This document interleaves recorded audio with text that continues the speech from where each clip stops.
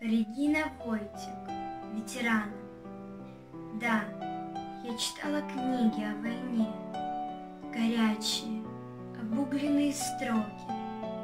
И страх, и боль стучали в сердце мне, когда я их приносила на уроки.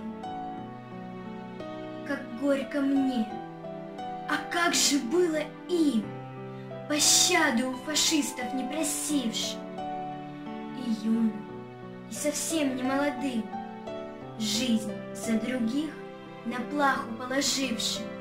Спасибо им, и павшим, и живым, что заслонить от смерти нас сумели.